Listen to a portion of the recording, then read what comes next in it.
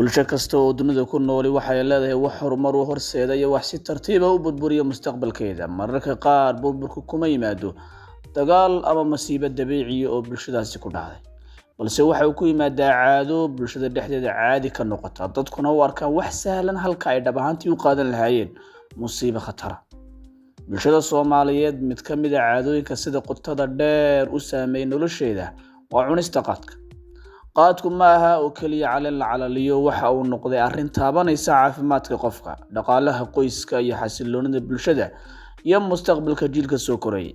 Meel kastoo la isugu yimaado waxaa ka muuqda fadhiyo qaad, kolayo lagu cuno qaadka, halkaas oo saacado qaaliya lagu baabi'iyo, lacagna ay ku dhammaato, iyadoo dad badani aanay ka warqabin khasaaraha dhab ahaantii ka dhalanaya. Sidaa darteed, fahamka dhibaatooyinka qaadku ku hayo bulshada Soomaaliyeed waa tallaabo muhiim u ah badbaadinta qoyska, horumarinta dhaqaalaha iyo dhisidda bulsho caafimaad qabta oo leh jiil mustaqbal leh ufaya. Muuqaalkeena maanta waxaynu ku falanqayn doonaa dhibaatooyinka uu ku haya qaadku bulshada Soomaaliyeed. Dhibaatooyinka ugu weyn ku haya waa xagga caafimaadka.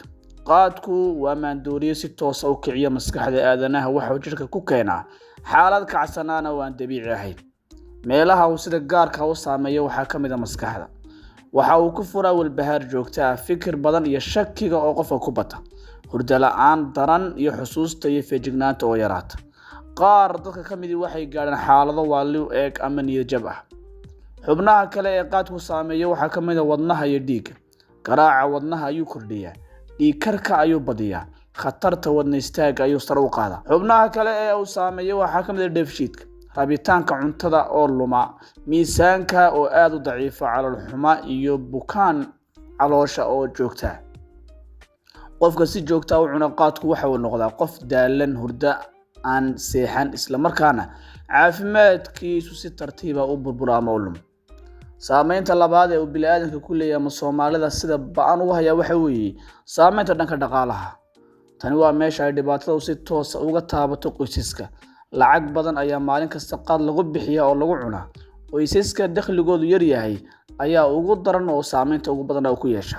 lacagtii loogu talagalay in qoyska la siiyo ayaa lagu lumayaa in caleen la cuno.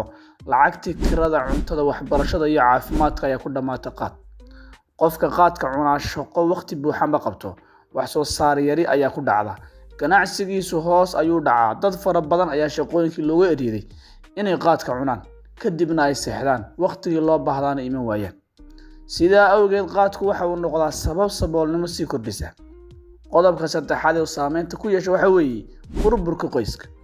qoysku waa tiirka bulshada, marka tiirkaasi daciifo, bulshadu way daciiftaa. aabbaha ama mas-uulka qoyska oo waqti badan ku bixiya fadhi qaad, mas-uuliyadda guriga oo dayacanta, muran joogta oo ka dhashay dhaqaale xumo, carruurtoon helin daryeel iyo hagid joogta ah. carruurta ku kora guri qaad badan laga cuno waxay dareemaan dayac, waxa ay u janjeeraan wadooyin khaldan, waxbarashada way ka jeestaan. saameynta afraad wuxuu ku yeeshaa qaadku bulshada iyo horumarka dalka. bulsho horumaraysa waxay ku dhisan tahay shaqo, waqti qiimeyn iyo maskax furan oo wax soo saar leh. laakiin qaadku waa taa cagsigeed. qaadku waqti badan ayuu lumiyaa, dadku waxay noqdaan kuwa fadhi badan sameeya oo aan inta badan shaqo tegin, ficil yar oo aan shaqo badan oo joogto aan qabanin. dhalinyaro badan ayaa awoodoodii iyo waqtigoodii ku lumiya. sidaasna waxay bulshadaasi ku noqotaa bulsho wax soo saarkoodu yar yahay. tan waxay hoos u dhigtaa horumarka guud ee dalka.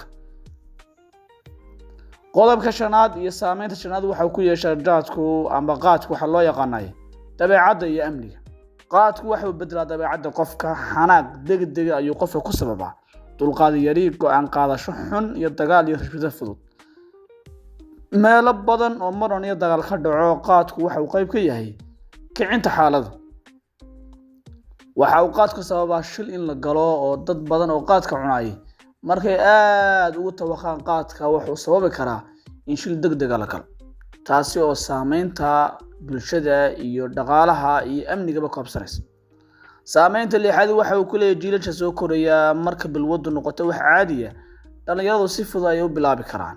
waxay u arkaan wax raganimo ama madadaalo laga helo, mustaqbalkoodii waxbarasho iyo xirfadeed waa u dhaawacmaa. bulsho aan ilaalin jiilkeeda soo socda, mustaqbalkeedu mugdi ayuu galayaa.